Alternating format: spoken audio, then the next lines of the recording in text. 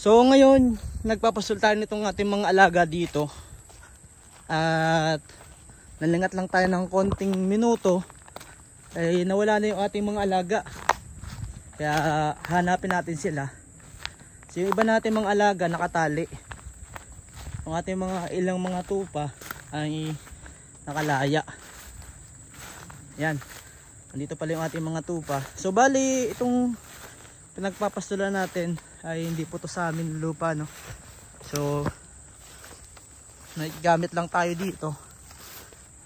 Tuwing hapon kasi yung mga alaga natin ay naalpasan natin. Pero syempre kailangan pa natin bantayan para maka perwisyo. So dito yung ating mga alagang tupa. Tapos yung ating kambing na sinin, yun, nandun. So sa almost 3 years kong pag-alaga ng tupa, ay masasabi ko talaga na mas madaling alagaan ng tupa kaysa sa kambing. Bakit ko nasabing napakadaling alagaan ng tupa kaysa sa kambing? Kasi ang mga kambing ay medyo maselan, tsaka at the same time ay mahina sila sa sakit. Itong mga tupa, sobrang lakas na kanilang resistensya, mapalamig man yan, initan, walang problema sa kanila. At the same time, itong ating mga tupa na ito ay napakagaling nila mag-alaga sa kanilang mga anak. Kapag nanganak itong ating mga tupa na ito, magaling silang magpasuso, magaling silang mag-alaga, as in hindi nila iniiwan yung kanilang mga anak. Yun ang kagandahan sa tupa. At the same time, napakadali nilang lumaki. Yun lang din ang kagandahan dito sa mga tupa. Hindi sila masyadong pili sa pagkain. Kaya yun na rin sigurong advantage ng tupa, bakit sila mabilis lumaki. Dahil hindi sila namimili ng pagkain nila. Tulad ng mga tupa na ito, papansin mo, hindi sila naglalayo. Diyan lang talaga sila, paikot-ikot lang sila dyan sa kanilang kinatatayuan na yan. Kung ano lang yung maabot na kanilang bibig, yun na lang yung kakainin nila. Unlike sa mga kambing, yan, kita nyo yung kambing na yan, nag-akit-akit pa talaga yung mga kambing, makakuha lang sila ng mga damo na gusto nilang kainin. Unlike dito sa mga tupa, kung ano lang yung maabot na kanilang bibig, kahit dyan lang sila sa pwesto nila, paikot-ikot lang sila dyan, hanggang meron dyang damo na makakain sila, ay okay lang sa kanila, walang problema. Nung nag-uumpisa pa nga lang tayo sa pag-aalaga ng tupa, medyo naging challenge din sa atin. Ang ugali kasi ng tupa ay meron silang yung kanilang pinaka may-ari sa kanila o yung nag-aalaga sa kanila, kilala nila yon. Mapa yung kanilang yung boses nung tagapag-alaga nila, kilala nila yon. Kaya nung mabili ko itong mga to, dahil hindi nga ako yung kilala nila na kanilang tagapag-alaga, so sobrang ilap nila sa akin. So yung naging challenge natin na kapag hindi mo sila talaga mahawakan, hindi mo sila mahipo, kasi pag nalapitan mo, tatakbo sila ng sobrang bilis. Patalon-talon yung mga yan. Sobrang bilis talaga ng takbo ng mga yan. Kaya yun yung naging challenge sa akin kung paano ko mapaamo yung mga tupa. Halos ilang buwan din bago ko napaamo kasi kinikilala ka nila bilang ikaw yung bago nilang tagapag-alaga. Kasi itong mga tupa natin, 2 tao yung pinagbilhan natin. Hindi, 3 tao yung pinagbilhan natin ang tupa na ito. Kumbaga hindi galing sa isang farm lang itong tupa na ating nabili. Kaya yun yung naging challenge sa akin kung paano ko mapaamo. At ang ginawa kong diskarte kung paano ko mapaamo, kasi kahit bigyan ko ng kumpay, hindi ko sila nilabas, nakakulong lang sila, kinukumpayan ko lang sila, tinali ko na rin sila, hindi ko sila mapaamo.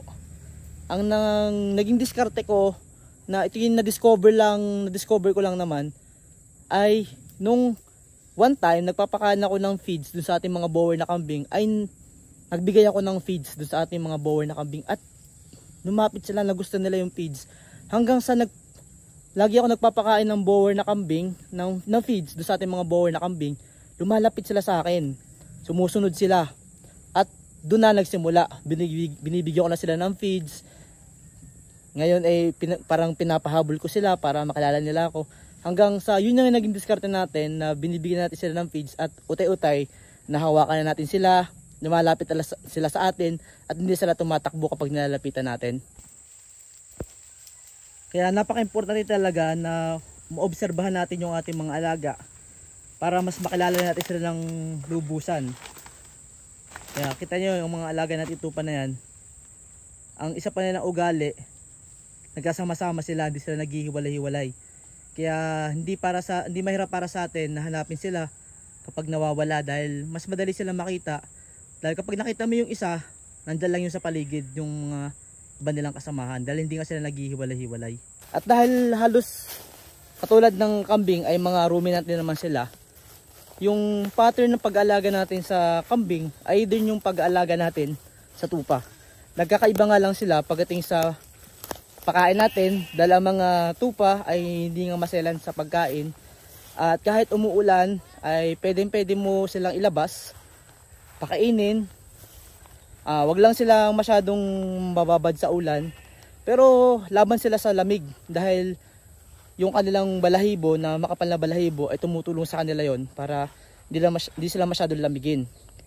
So yun lang yung advantage ng tupa pagdating sa kambing, dahil meron silang mga makakapal na balahibo. At pagdating naman sa pag-aalaga ng mga anak nila, sabi ko nga sa inyo kanina, napakagaling mag-alaga ng mga tupa, ng mga inahing tupa. At dito nga sa ating farm ay hindi pa tayo namamatayan ng tupa.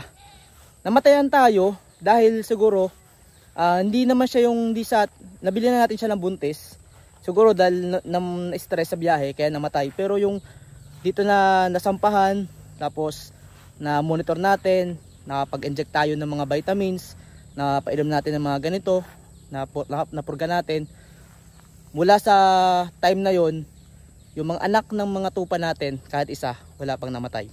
Dito sa mga tupa natin, based sa experience natin, ay never pa tayo nagkaroon ng sa isang anakan ay 2 tupa. So usually yung mga tupa natin na mga alaga dito, nanganganak sila ng isa lang kada inahin. Unlike sa mga kambing, minsan nagdadalawa, isa. Pero sa mga kambing natin, never pa tayo nakaranas ng triplets, quadruplets. Usually 2 hanggang 1.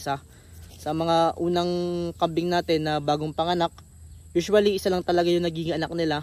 Pero dito sa ating mga alagang tupa, naka-2 paanakan na tayo at palaging isa lang yung nagiging anak nila. Pero okay lang naman kasi napaka laki nung mga anak nila. At the same time nga sabi ko nga sa inyo, napakabilis nila lumaki. Unlike sa mga kambing. Pero syempre, depende yun sa breed ng kambing.